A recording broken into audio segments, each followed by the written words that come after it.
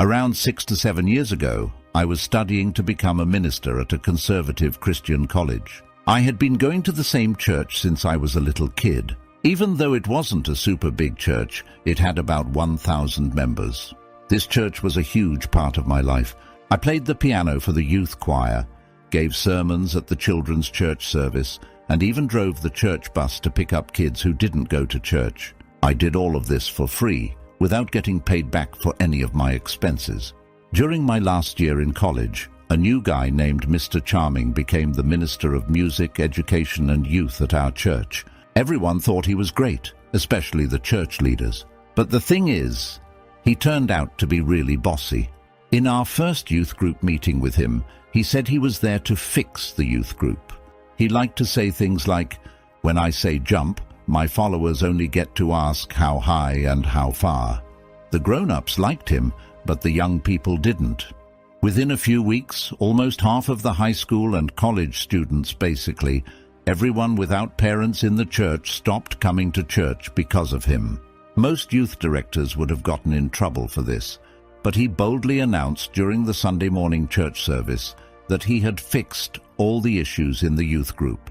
The pastor and the deacons loved him for it. He quickly set his sights on the pastor's job.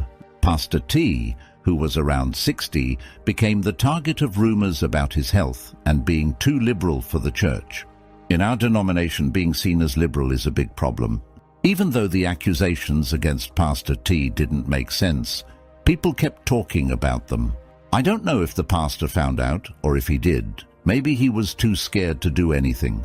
Unlike some denominations where pastors are assigned by a higher authority, in our church, each congregation chooses its minister. This means pastors have to be careful because any small mistake can cost them their job. Sometimes, even doing the right thing can upset a few people, and that's enough to get you kicked out. Pastor T, like many pastors, could lose not just his job but also his home, as the church often owns the pastor's residence. So if you're out, your whole family becomes homeless and poor. Then I became a target, and I still don't know why. A couple of months after I started working for the church, Mr. Charming called me and said I was no longer needed for youth choir, children's church, bus ministry, or anything else. He didn't even want me to go to the Sunday morning worship service. Later, I found out that Mr. Charming's family members got hired by the church and were getting paid well for the things I used to do for free. His wife earned more for playing a beat-up piano at the youth choir rehearsal than the main organist-pianist got for playing for the adult choir. She could barely play the piano and always seemed bitter and angry, sitting there and glaring without saying much. I was really upset, so I went to Pastor T's office and asked him tearfully what I had done wrong. I couldn't get a clear answer. He just said that people are saying things about me, and that if I wanted a good recommendation for our denomination's ministers' school, I should shut up and do what I'm told. I started asking my church friends what people were saying about me. Every single one said, "I didn't want to tell you, and I don't believe it. But here's what I heard." The rumors said I got my girlfriend pregnant and made her have an abortion. I hadn't had a girlfriend since junior high, and that I got arrested for having marijuana, and my dad had to pay a lot of money to keep it quiet. I didn't even know what pot looked like. There were more rumors, but you get the idea. I did what Pastor T told me to do. I never went back to that church, except once, months later, see below. It hurt a lot. I had been part of that church since I was little, but I needed Pastor T's recommendation to go to the minister's school I wanted, and it was too painful to even drive by there. So I decided to stay away, but I started thinking about Mr. Charming. Someone that mean must have a bad past, and it probably wasn't good. Before working at my church, he worked at a big church in the same denomination in a town about 50 miles away. That church was actually twice as big as mine. So, he moved from a big church to the same job at a smaller church. Was it a bad career move? Was he running away from something? There was something fishy, and it seemed like an opportunity for me. Luckily, one of my uncles and his family lived in that small town, although none of my family went to Mr. Charming's old church. So I called one of my cousins, told her my story, and enlisted her as a co-conspirator. I'll call her Anne. The next Sunday morning, Anne and I attended Sunday school and morning worship at Mr. Charming's old church. Although Anne had never been a member of that church, it was a small town where everyone knew everyone, so she knew most of the people there. She started asking about Mr. Charming and got an earful. Every one of her friends said that Mr. Charming was a world-class creep. He would flirt with, and even make suggestive comments to, all of the girls in the youth group, even those in junior high. He was 40+ years old and had a wife and 3 children of his own. And then there was the touching. Never anything obvious or illegal, but he loved to put his hands all over the young ladies whenever their parents weren't around. But just like at my former church, the adults loved him because he kept the youth in line. Our investigation went on for several weeks. I kept a low profile so as not to arouse suspicion. Mostly I just stood around, ate donuts, drank coffee and talked about football. Anne did most of the work because she knew so many people, and it was perfectly natural for her to attend this church in her hometown, even if it was not the church she usually attended. After church was over, we would go to her house, have a delicious Sunday lunch cooked by my aunt, and then write down everything we had learned. By then Anne's whole family were in on my investigation. They were as angry as I was about the way I'd been treated, and our weekly report made interesting lunchtime conversation. In a few weeks I was pretty sure that if I took a few of these young ladies and their parents, who were friends of my aunt and uncle, to my old church and let them share their stories with the parents of some girls in the youth group, Mr. Charming would lose his job. But things kept getting even more interesting, so Anne and I kept investigating. I really wanted to stay under the radar because I didn't want to make Pastor T any angrier than necessary. He knew a lot of people in the denomination and could easily ruin my career before it even began. After about a month, Anne pulled me aside and said, "You have to hear this." She introduced me to a well-dressed big guy, maybe 30-35 years old. Let's call him Fred. We went to a Sunday school room where no one could overhear us. It turned out that Mr. Charming had been having a secret relationship with Fred's wife for several years. When Fred found out, he stayed calm, consulted with a lawyer, and spent months collecting evidence. There were text messages, voicemails, emails, even photos and videos with Fred's wife and Mr. Charming. Apparently, Mr. Charming enjoyed watching videos of himself and Fred's wife and would send them to her. They both engaged in cybersex through texts. Later, they would meet in person and make more videos. Finally, Fred talked to his wife about everything. She tried to deny it, but the evidence was too clear.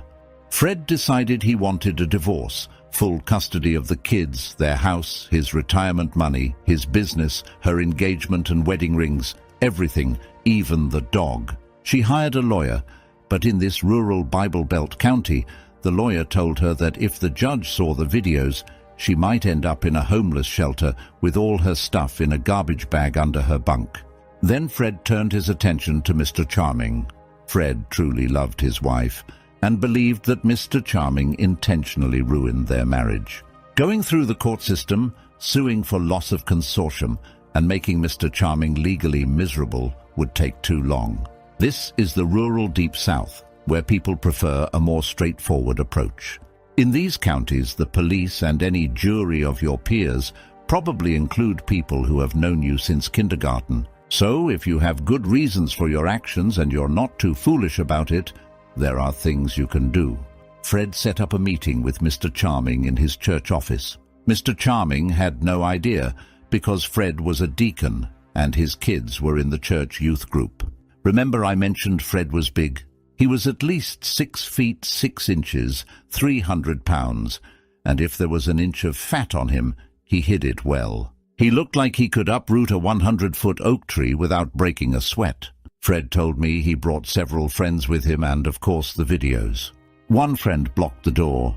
Another unplugged the phone.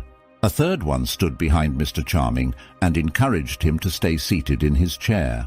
Fred made Mr. Charming watch about 10 minutes of one of the videos.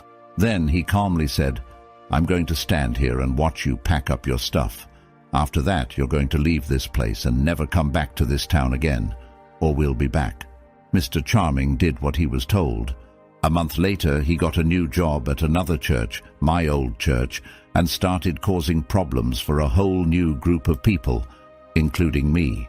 Fred didn't know where Mr. Charming had gone. He was led to believe that Mr. Charming had moved to another state. He was surprised, pleased, and angry to find out that this guy was only 50 miles away. This all happened a few months ago. Fred was still deeply in love with his wife. They were getting counseling, and he hoped they could save his marriage. But his hatred for Mr. Charming was still growing. It was like Mount St. Helens right before it exploded.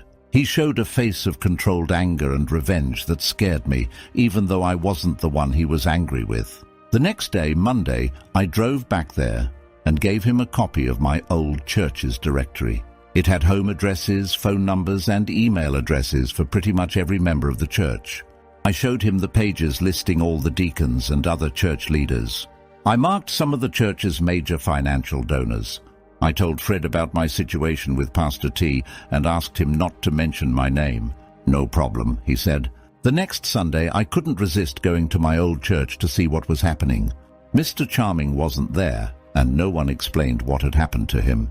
One strange thing, though, the pastor looked really scared. His voice, which is usually strong and loud, was shaky throughout the whole sermon. I sneaked in just before the service started and made sure to sit in the front row, center pew. The pastor's face when he saw me was priceless. I didn't know it then, but Fred had been working hard and did a thorough job. The entire church received several anonymous emails with photos and videos of Mr. Charming and Fred's wife in various compromising situations. Deacons and major donors got emails and express mail packages just to make sure. Mr. Charming and Pastor T were left out. They didn't know anything until the phone calls started coming in. After the service, my church friends quickly figured out why I was there. It felt really good. I became a bit of a hero, even though I kept saying I had no idea what they were talking about. Things kept getting messy at my old church for months. Both Pastor T and the pastor of Mr. Charming's old church almost lost their jobs because they lied to the committee of deacons at my old church. This committee recommended hiring Mr. Charming, but were misled about why he left his previous job. Somehow, both pastors managed to stay in their roles, but a lot of people left my old church, causing financial problems. There was talk about taking legal action for sending unwanted explicit content to older ladies and others in the church. But they couldn't prove that Fred did it. I don't think they tried very hard because his wife was in the videos and photos. Both churches really didn't want this to go to court because Mr. Charming's affairs and the fact that he spent years involved with a deacon's wife while having unsupervised access to many church youth would become public knowledge. So they kept it quiet. I never saw Pastor T again. I had lost all trust and respect for him, and I was sure he figured out my connection to the whole mess. So my chances of having a preaching career in my denomination were pretty much zero. By that time, being a pastor, like Pastor T, was the last thing I wanted anyway. I withdrew my application to minister's school and eventually earned a doctorate in archaeology at a different grad school, magna cum laude. I've been teaching at a large public university in the Midwest of the USA, with summer jobs on archaeological digs in Europe, and I am very happy. One last, very satisfying event. The reason for this post. All of that happened 6 to 7 years ago. Fast forward to last March.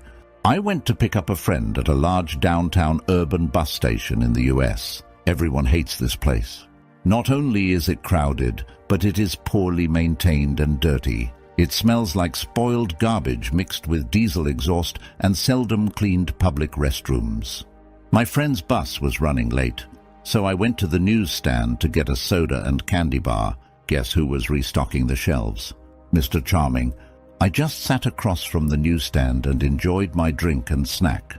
He saw me, then turned away. I just sat and watched him, restocking shelves full of adult magazines and junk food.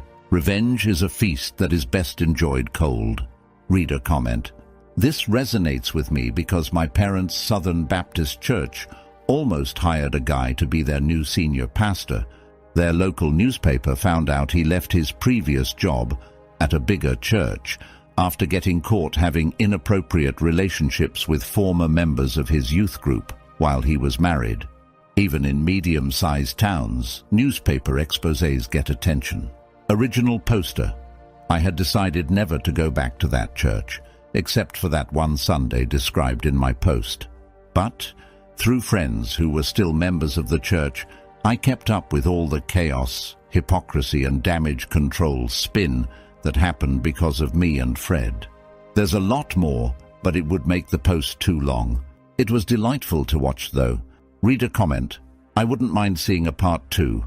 Original poster. Thanks. It took me a few months to gather enough emotional strength to write this much. Note that I last saw Mr. Charming in March, 4 months ago. This whole situation, being kicked out of the church I devoted my life to, Pastor T's rejection for no apparent reason, etc., are the most painful experiences of my life. It wasn't Mr. Charming. I knew he was a sociopath the moment I first saw him. But the hurtful rejection by people I loved and thought loved me goes very deep. Reader comment: I don't hold it against anyone for having faith, and I completely understand the pain of being mistreated by your faith community. I'm still curious, what effect has this experience, time, and a career in archaeology had on your beliefs, if any? Original poster. My PhD in archaeology didn't touch on religion or the Bible. I earned it at a state university in the USA. But I used those skills to examine the archaeological evidence for the Bible, and it marked the end of my belief in the Bible as literal truth. There simply isn't any evidence supporting what you find in the Pentateuch, Joshua, or Judges. How did millions of Israelites live for 38 years in Kadesh Barnea and leave no archaeological evidence?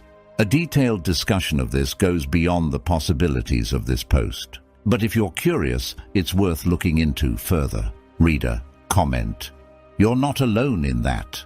Many LDS elders have spent their lives searching for archaeological proof of the stories in the Book of Mormon, only to find none and lose their faith.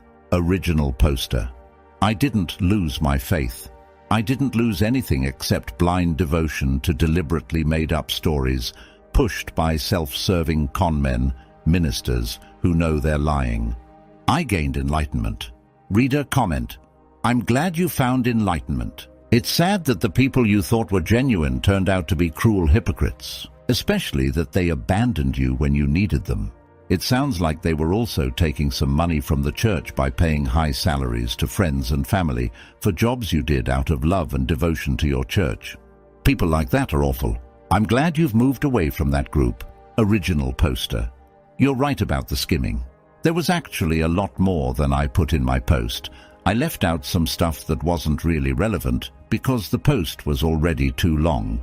I will say, though, that Mr. Charming and his group weren't the only ones skimming, and a significant amount of skimming happened before he arrived and after he left. Glad I'm out. Reader comment: Sorry, OP.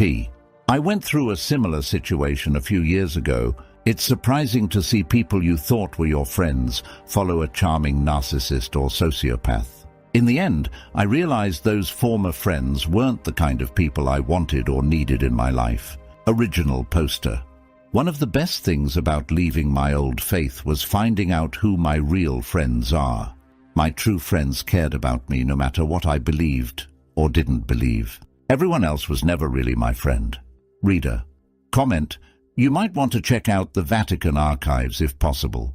There's a lot of active archaeology related to various texts, and the Bible itself is a limited resource for such research, being essentially a greatest hits compilation. Not necessarily a reason to be religious, but more to see where text and evidence intersect. Original poster. Thanks for the info. I hope much of it is online, so I don't have to go all the way to Rome, though I'd love to. Although Mr. Charming's former church was in a small, rural town, my former church, the subject of most of my post, is in a major city. Reader comment: Sorry, OP, that you went through that. It'll take a while for the pain to subside, but kudos to you for standing up. Hugs and high fives. Original poster. Thanks. I don't miss religion, the mind control. but I do miss having a regular Sunday morning time with friends. I still get to spend a lot of time with them, and it's better because we don't have to listen to a sermon, and nobody tries to guilt us into giving them money. Reader comment: why is being a liberal in church a kiss of death? Wasn't Jesus a liberal socialist? Original poster. Most churches don't want you to act like Jesus. It makes them look bad. Being liberal in church can get you kicked out or isolated faster than almost anything. It happened to me twice, once with a church and once with a parachurch group. Reader comment: I don't suppose their position was that all people needed to remember was Micah 6:8. Original poster. Micah 6:8 says, He has shown you, O man, what is good, and what does the Lord require of you, but to do justly, to love mercy, and to walk humbly with your God. I followed that imperfectly, but as best I could, for over 20 years in that church. As described in my post, it didn't end well. I was treated as disposable. Reader comment: great revenge story. Did you ever get back in touch with Fred? In a way, Fred got his final revenge on Mr. Charming. Original poster. Fred and I do communicate, usually via email, a few times a year. We're friends, although not very close due to the geographical distance. I am in the Midwest, and he is in the Deep South. I showed my original Reddit post to Fred before posting it to make sure I remembered everything correctly, and that he was okay with me sharing it. When I mentioned seeing Mr. Charming in the bus station to Fred, he was glad that Mr. Charming was no longer in religious work. Fred doesn't claim credit for ruining Mr. Charming's life. He believes, and I agree, that Mr. Charming destroyed his own life. Fred simply told people the truth about what Mr. Charming was doing. Fred and his wife are still married, and as per him, she has been faithful since Mr. Charming left their lives. While he holds Mr. Charming more responsible than his wife for her adulterous relationship, it took years of marriage counseling to rebuild trust. Fred is one of the most loving and forgiving people I've ever met. Personally, I might have chosen to divorce her. Fred and I exchange texts or emails a few times a year, and occasionally have a phone call. He called to congratulate me when I earned my doctorate. Fred has a high school education, maybe some junior college, and not a trace of jealousy in his character. He's a really nice guy.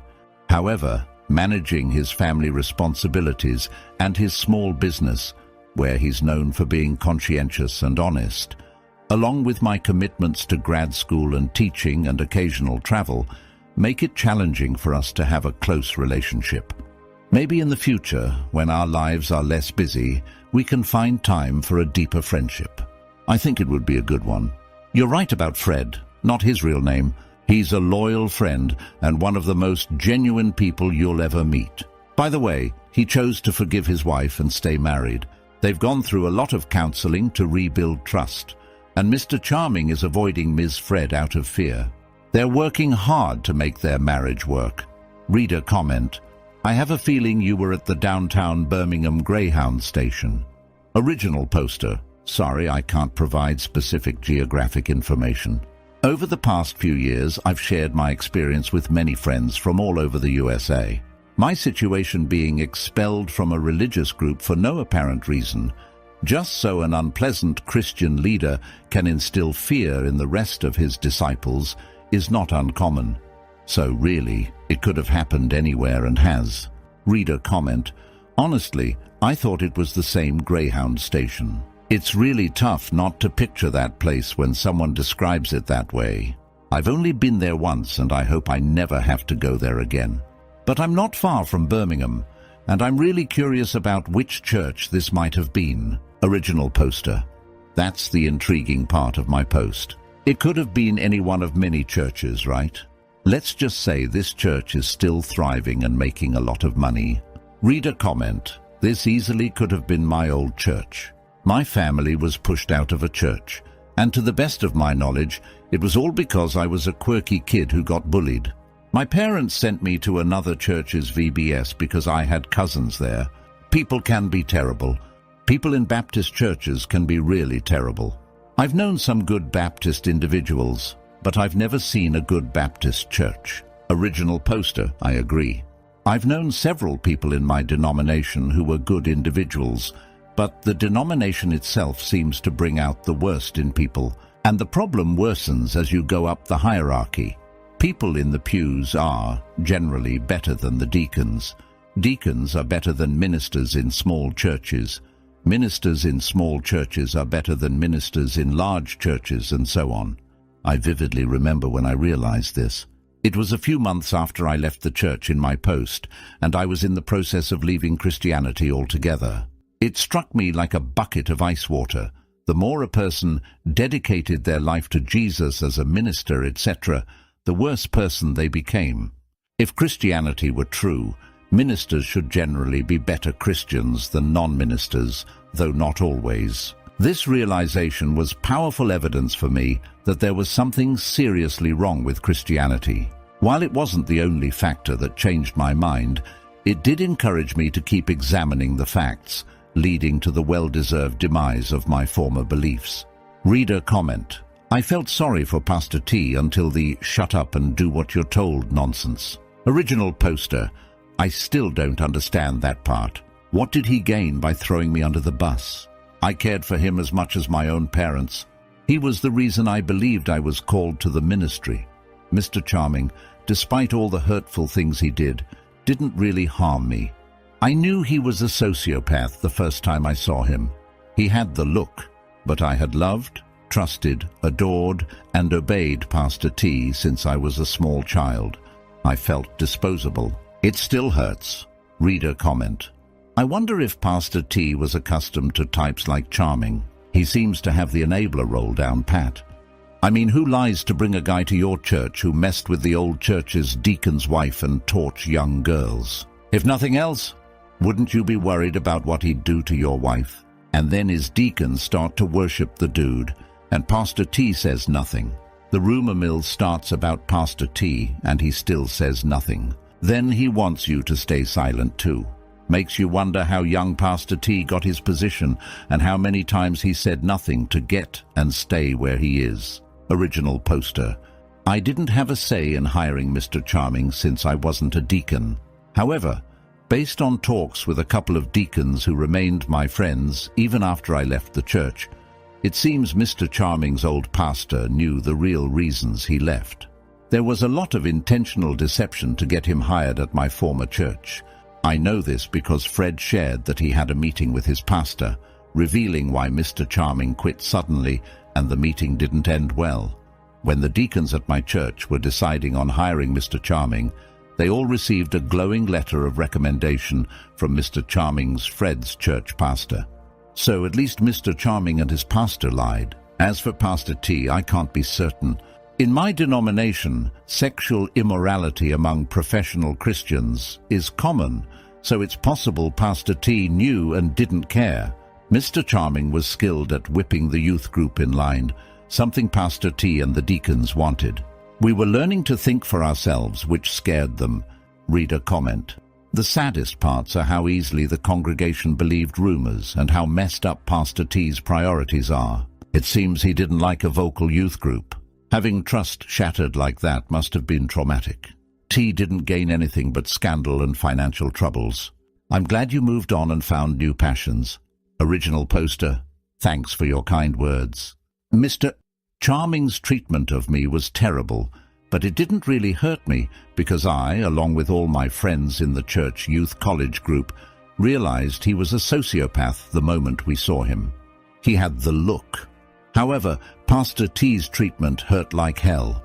I loved, trusted, and admired him as much as my own parents. I might never get over that in the sense that it won't hurt when I think about it. Still, I've moved on to a happier life, and a lot of healing has happened.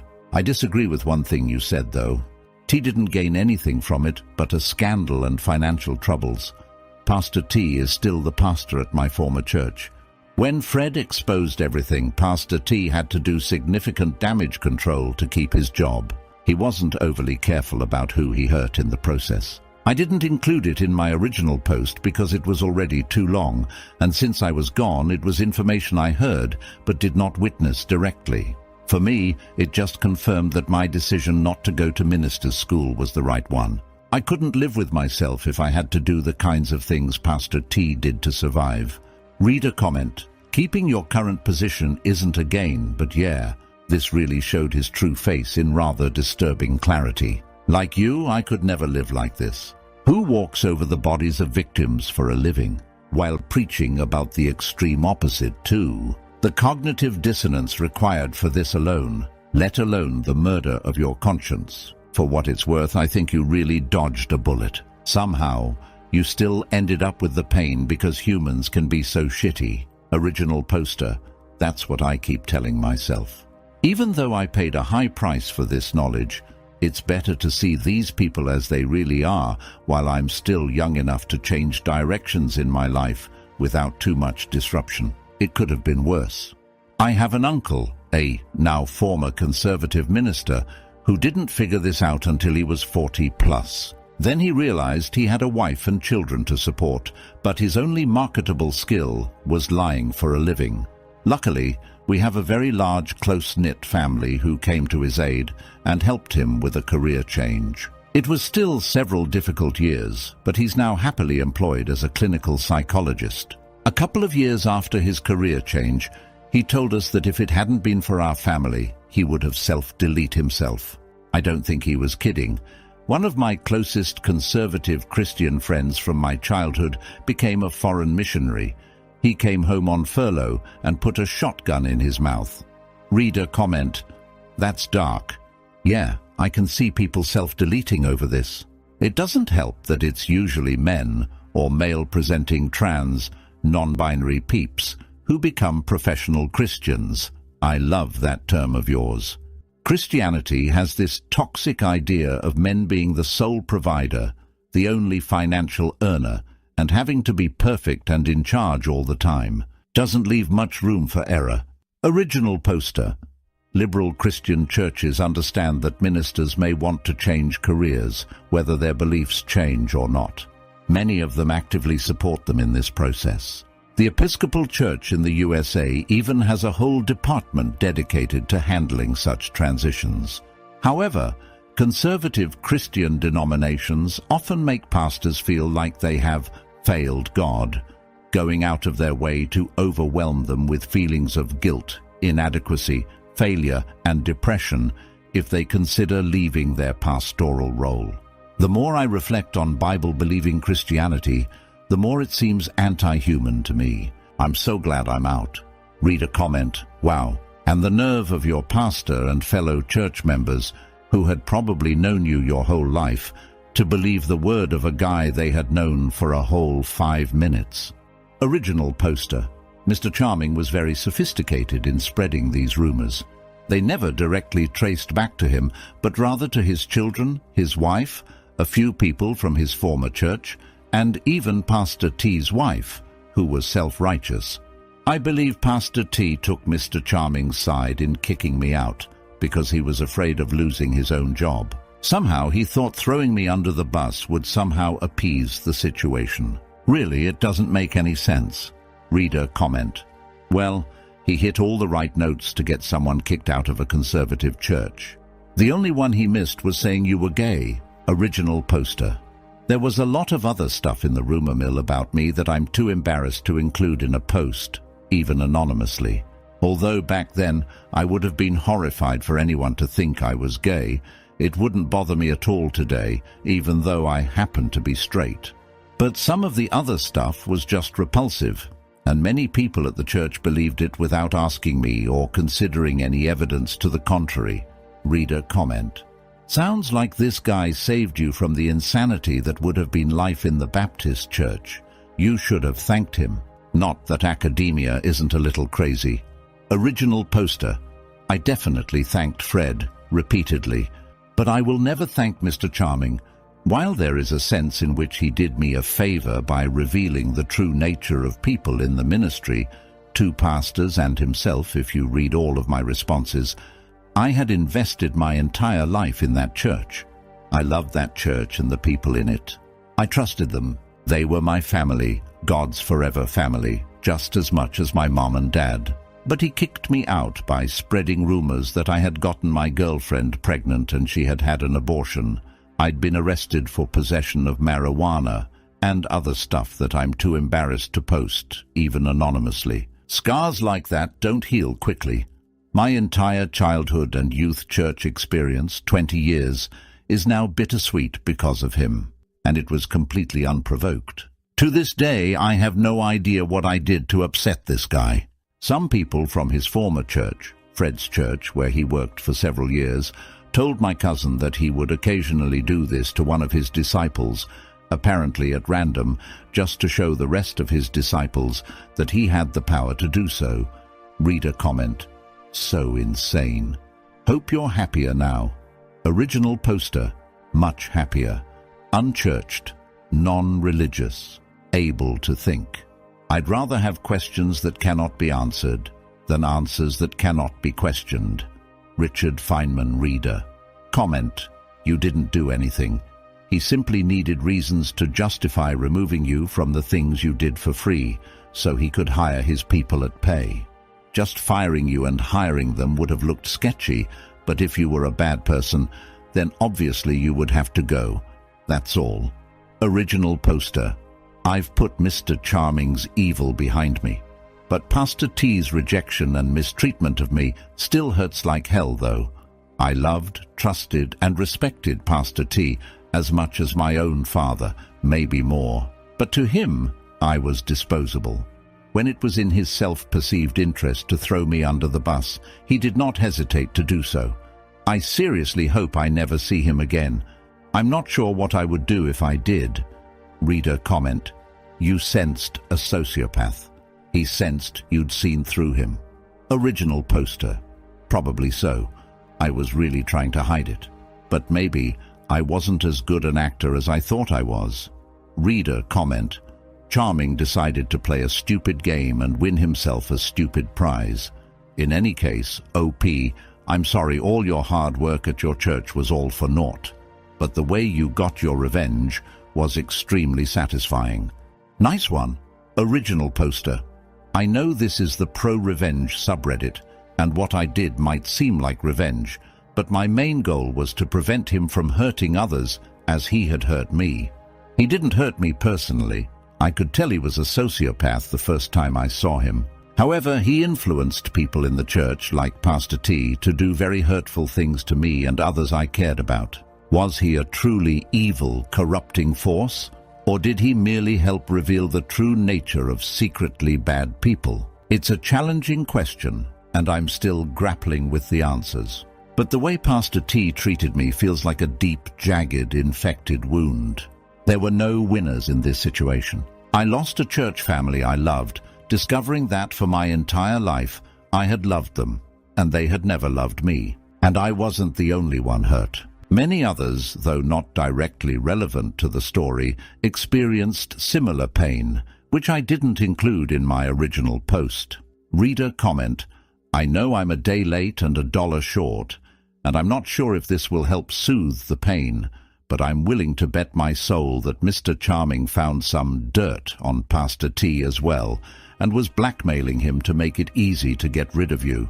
The entire time I was reading your post, I was questioning why your pastor would dismiss you so easily after your time dedicated to the church, in which there have been no complaints about you. If you ever want to chat, hit me up. I also dedicated my life to religion only to have the rug pulled out from under me due to hypocritical, abusive people. Your story speaks volumes, and I wish I was able to pull off even a modicum of revenge as beautifully as this. Original poster, interesting theory.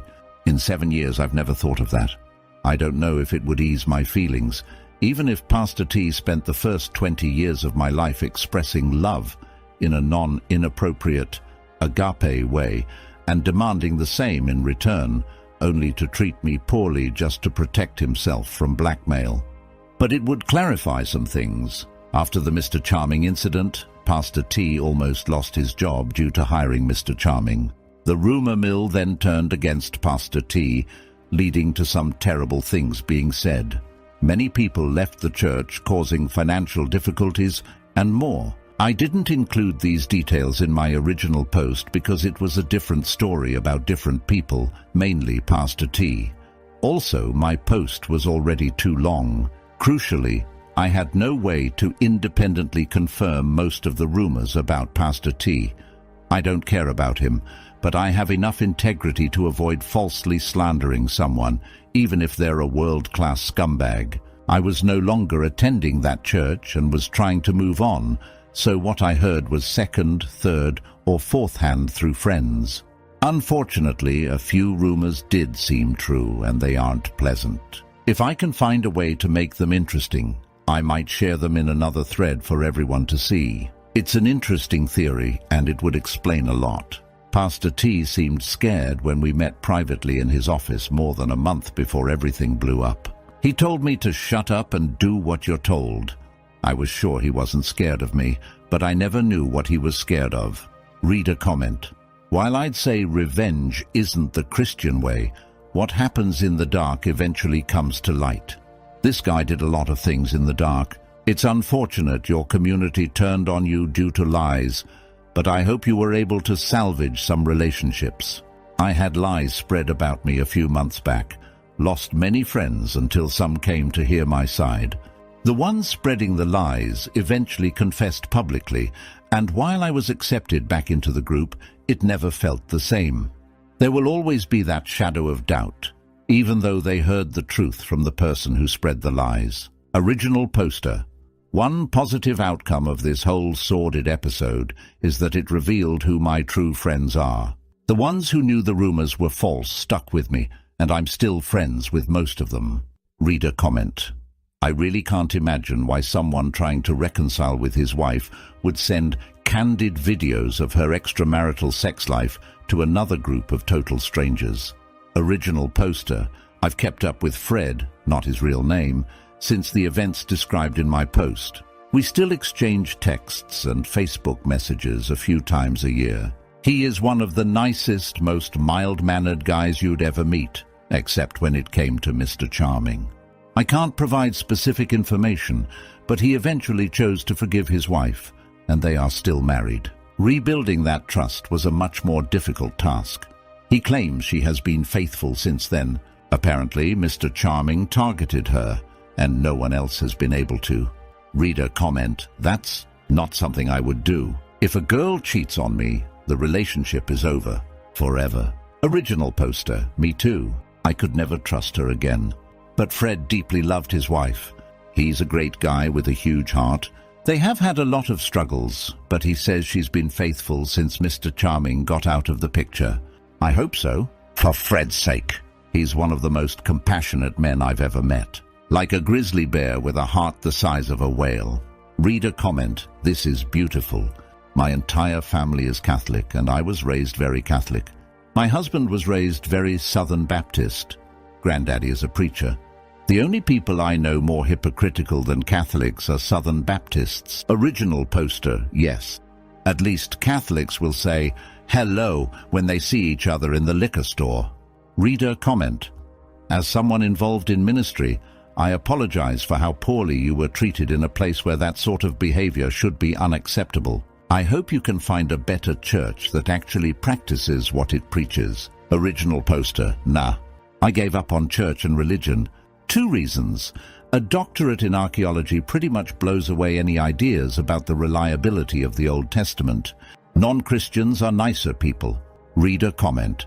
Don't think there was ever any revenge on my youth minister, but I remember he disappeared quickly one day, and for the next few years, female friends of mine from that youth group admitted that he had been really creepy to them, including cornering them alone and touching them.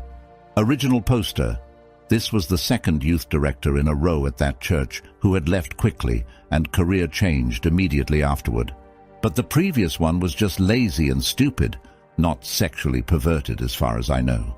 I remember having a serious discussion with him about whether human blood was red or blue. He pointed to the veins in his arm and said, "Look, it's blue. It just turns red when you expose it to air." There are 2 kinds of stupid. The kind where Mother Nature is just unkind to you, and the kind where you work hard at it. He had the second kind. It was the only thing he was good at. Reader comment. Yeah, looking back, I don't know why I looked up to these people. I actually went into ministry for 15 years before getting fed up with the hypocrisy and left the church altogether. Original poster. So you were a minister for 15 years, then left? What are you doing now? Reader comment. I was a worship leader. Transitioned that into a secular band that was relatively successful before the pandemic. Now I'm collecting unemployment and waiting until 2021 to get back on the road. It's tough right now, not gonna lie.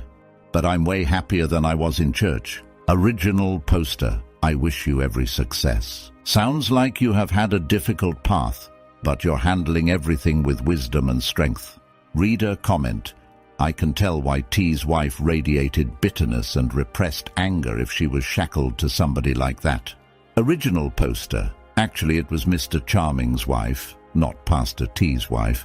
Sorry, I did not make this clear in my OP.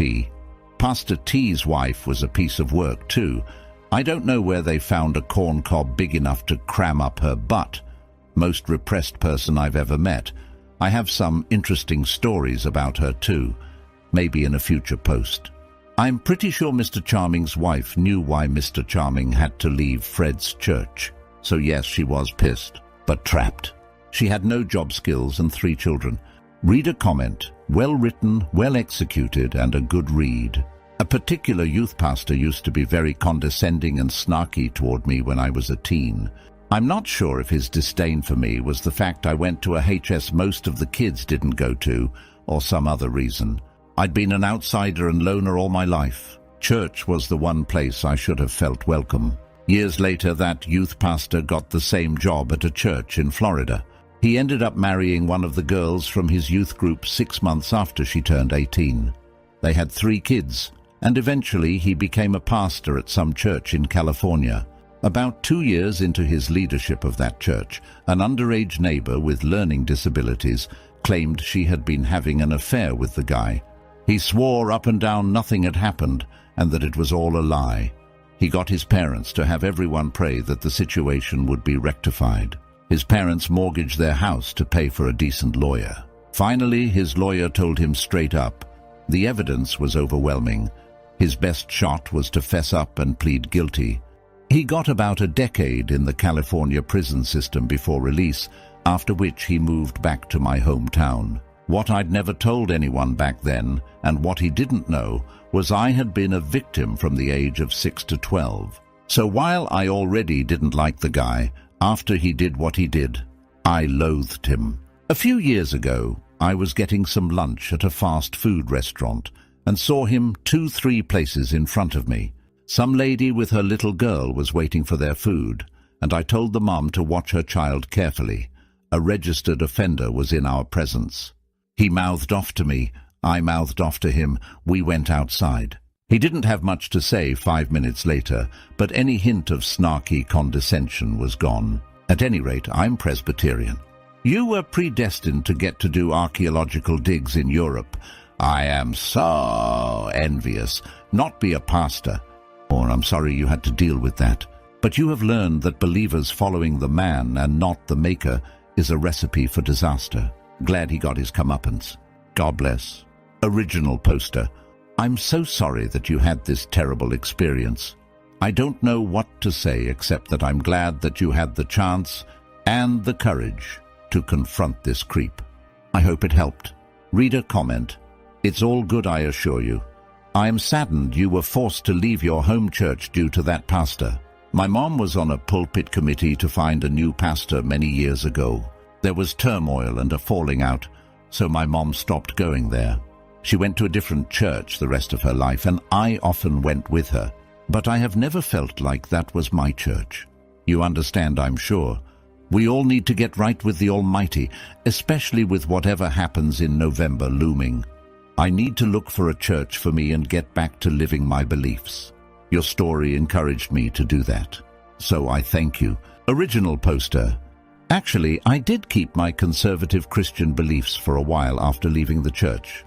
But a few semesters into grad school, studying archaeology, I started applying my grad school skills to the whole question of the reliability of the Bible, and my beliefs took a decidedly more agnostic turn. I still like some of the things that the Bible says that Jesus said, like, love your neighbor, unless he is Mexican or black and living the Bible Belt. But archaeologically, you just can't believe in a literal Bible. Just too many problems. Maybe you'd be happier if you took a deep look into the scientific, logical, and archaeological basis for your beliefs. It helped me escape from a lot of mistaken assumptions. Reader comment. Well, in all honesty, I still have my beliefs.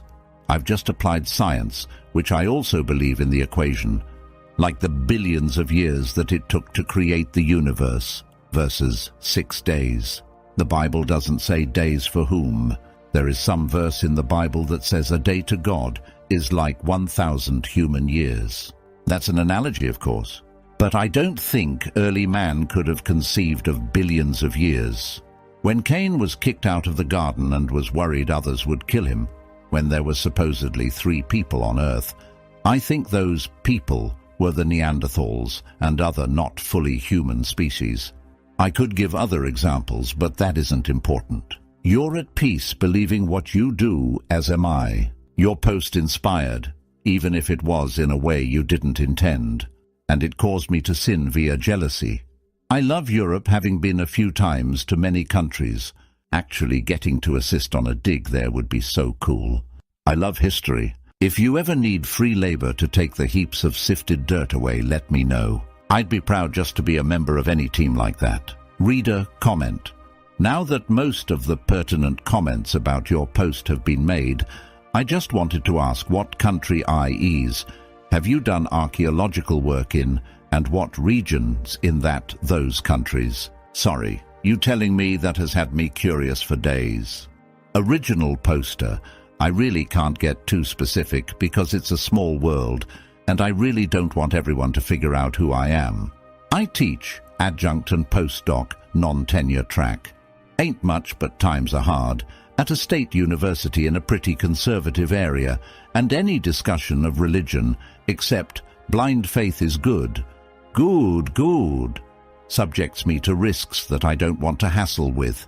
But, in the USA, most of my work has been in Eastern Virginia, 18th and early 19th century. For the past few summers, except this one damn virus, I've been able to go to England and work on some pre-Roman Celtic stuff. If you go to eBay.com and search on England ancient Celtic coin, without quotes, you will find stuff similar to what we found. Not actually what I dug up, similar to. Any ancient Roman or Celtic stuff from an archaeological site has this huge approval process that you have to go through to determine whether a museum wants it, or they can let you have it if ever. Takes years. Reader comment. Very nice.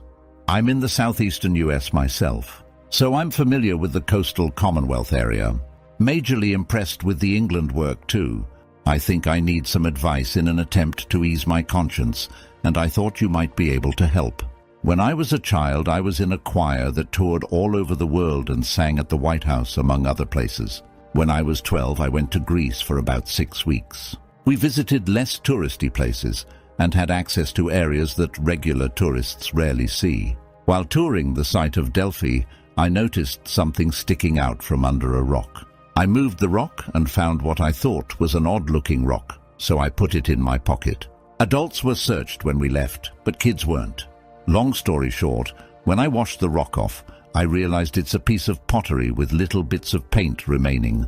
What would you recommend as the best way for me to return it? I doubt it's of major historical importance, but I shouldn't have taken it. Yet I wouldn't want some person at the Athens post office to lose it either. I want to make sure it gets back home. Original poster. It's very admirable that you want to return this pottery. But you're right. It's almost certainly not archaeologically significant, and it wouldn't have been even if an expert had excavated and catalogued it. I know I keep referring to eBay, but go there and search for ancient Greek pottery without quotes. You can buy stuff like you described for just a few dollars. Heck, you can buy an entire bowl in beautiful condition for a few hundred. I have a big curio cabinet at my mum's house, since I relocate so much, full of exquisite fossils, ancient Roman glass, Egyptian faience, etc. that I've bought on eBay. Really, that stuff is all over Eurasia, and if you sink a shovel into any random place between Ireland and Japan, you have a significant chance of finding something. We don't understand that here in the US because artifacts are much less common here, but people have been living in Eurasia and throwing stuff away for 100,000 years. So my advice is to keep it and not feel guilty. There's a special significance to archaeological discoveries that you dig up yourself, which goes far beyond their cash value. It is an emotional treasure that cannot be described by any price. It has a unique value to you.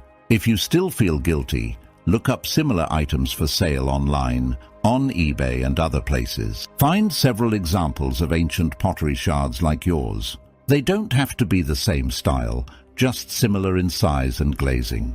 Then make an educated guess about how much your shard would sell for on the open market, like on eBay. After that, find a Greek charity or any charity you like and send them a check for that amount. Attach a letter explaining your gift if you want. I've done similar things about my past actions, and it usually takes care of the problem. It only works if you can't actually fix the original problem, though, which I don't think you can in this case. So it should work for you. Reader comment. Well, if that's the case, I think I will keep it. I have ancient Greek coins I bought there, as well as some coins I bought in Hong Kong from the Ming Dynasty. You are correct. I have a site that sells antiquities bookmarked on my laptop, so I know what you say is true. I just remember the Greeks complaining about much of the Parthenon frieze being at the Louvre in Paris. They're antiquities in another country. Yet I did the same thing. Thanks for the response. Peace. Original poster. I don't really think you did the same thing. First of all, you were a child, not a professional thief, also known as a dealer in antiquities of unknown provenance. Second, and most importantly, the Parthenon frieze is of enormous, unique archaeological, historical, and artistic importance. Your shard has sentimental value to you, but not much to anyone else. You can't buy the Parthenon frieze on eBay, but you can buy shards. By the way, if you're ever in Nashville, Tennessee, there's a full-size, completely detailed replica of the Parthenon in Centennial Park, just north of Vanderbilt University. It's one of the most interesting things to see in Nashville, in my opinion, if you're into that kind of thing. Also, it has some of the best country music you'll hear anywhere if you're a fan, as I am. Reader comment. That encounter at the end was the cherry on the top. Original poster, yep, golden, platinum. I had lost all contact with him, and the rumor was that he had left the state and moved to the West Coast. I had tried Googling him without success. The look on his face told it all. He was as broken a man as I'd ever seen. I'd have felt sorry for him, except for all of the pain that he had deliberately caused to so many good people I knew. I was really tempted to choke him right then and there in front of all those witnesses. But I decided that that would be too good for him. Let him live and suffer the consequences of his actions for the rest of his life. Plus, face it, 20 years to life was a bit of a deterrent. Unless I could come up with a jury-pleasing, he needed killing argument, which sometimes actually works in the Deep South. Reader comment. Thank you for an amazing story. I keep on wondering what drives evil people like Mr. Charming. Original poster. I don't understand either. Someone with his kind of talent and charm could easily be hugely successful as a minister or any of dozens of other careers. Some people just get gratification from betraying and hurting others. It makes them feel superior. Reader comment. Any chance you spent your youth in a fundamentalist Christian school? Original poster, yes. I didn't have any close non-Christian friends until I got to grad school, which was at a major state university not in the Deep South. So I was really surprised that non-religious people were nice folks, moral, kind, honest, hardworking, etc.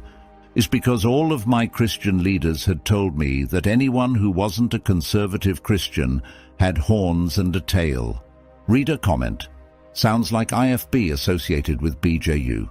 I know that scene. Original poster. Most conservative Christians I know hate Bob Jones University. I admit that my circle of friends is limited, mostly to just one of many denominations. They think that Bob Jones U is bigoted and backward. Imagine that. Reader comment, I hope you kept in touch with Fred. He sounds like a nice guy to keep on your side, you know, for reasons. Original poster, Fred and I swap texts or Facebook messages a few times a year. Occasionally a phone call. He called me to congratulate me when I was awarded my doctorate. This is a guy with a high school education, maybe some junior college, not a jealous molecule in his body. He is really a wonderful guy. But with his family obligations, business, he owns a small business and is very popular with customers because he is conscientious and honest. Contrasted with my grad school and now teaching jobs, with my occasional travel, it's difficult for us to find time for much of a relationship. Maybe sometime in the future, our lives will slow down and we can make time for a close friendship. I am sure it will be a good one. You are right about Fred, not his real name. He is a devoted friend and as genuine a person as you will ever meet. He decided to forgive his wife and stay married, by the way. They've been through a lot of counseling to try to restore trust, and Mr. Charming is afraid to come within a parsec of Ms. Fred. So they are trying to make it work. Reader comment, see, this stuff is why I don't want to go back to the Baptist church. I want to go back to church, but I want a different denomination. Original poster, try the Unitarians, sometimes called Unitarian Universalists. They are not Christians, but they have church services with hymns, a sermon, and sometimes even a potluck dinner. I've attended several Unitarian churches over the past 3 to 4 years, and they are all very nice people. Reader comment, my parents tried a Unitarian group when I was a child, but they as a group do not believe anything, and are thus not a refuge for those seeking higher truth.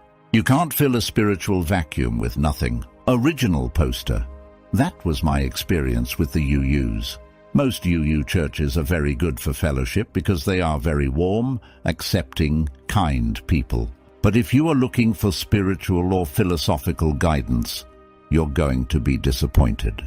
Reader comment, Mr. Charming is a classic narcissist. Check out Dr. Ramani on YouTube. She does this massive series on how to spot and deal with narcissists. Original poster. I had him figured out right away. The first time I saw him was right after he was hired at Sunday morning worship. He had the look. Imagine the faces of Kenneth Copeland and Jim Bakker grotesquely merged into one, yet still brutally handsome. Life writes its story on your face, and his looked like it had been written by Stephen King and Machiavelli. My first thought was, oh God, please tell me he's not our new youth director. The problem was not that I and most of the youth didn't know what he was. Most of us had him figured out as quickly as I did. The problem was that the church leadership was too stupid to notice. There are two kinds of stupid. The kind where Mother Nature is just not very generous to you, and the kind where you could be smart if you tried, but you choose to be willfully foolish. The church leadership, Board of Deacons, had the second kind. Reader comment. Did everyone at your old church know Mr. Charming was having sex with a woman who was already married? Or was the act of him having sex itself reason enough for shit to hit the fan? Original poster. I don't know who knew about it at Fred's church, i.e. Mr. Charming's church, before he came to work at my church. I do know that Fred told the pastor after Fred's infamous meeting between Mr. Charming and Fred with his 3 friends, described in my post. This became relevant later because the pastor lied to the pastoral search committee at my old church when they were deciding whether to hire Mr. Charming. The pastor actually wrote a nice letter of recommendation for Mr. Charming, telling my church's search committee what a wonderful person Mr. Charming was. Somehow this lying pastor survived, though. I haven't kept up with him, but last I heard, he was still the senior minister at the same church. Reader comment. Reading this story makes me feel so sorry for you growing up in that environment. I hope you are doing better. Original poster. Well, my PhD in archaeology cured me from Slavish addiction to biblical literalism. I'm now very happily agnostic. Although I do like some of Jesus' sayings like, love your neighbor, and I hope that Christians will try it someday. It will be a new experience for them. Reader comment. So did anyone apologize for the nasty rumors or otherwise acknowledge it was pure and utter bullshit? Original poster, not one apology. One good thing came out of this though. It showed me who my friends were. My friends didn't believe any of the rumors and they're still my friends today. The rest of my friends never were my friend. I was their friend, but they weren't my friend. And this whole sad situation got them to clearly show everyone what kind of people they were. Reader comment. What happened with Fred and his wife? Did they stay married? Original poster. Fred, not his real name, decided to forgive his wife and stay married. Forgiveness and trust are not the same thing. Forgiveness is given, trust is earned. Trust, once broken, is very difficult to restore. They've been through a lot of counseling to try to restore trust, so they are trying to make it work. Reader comment. I'm really happy for you, mainly that you didn't become a Baptist.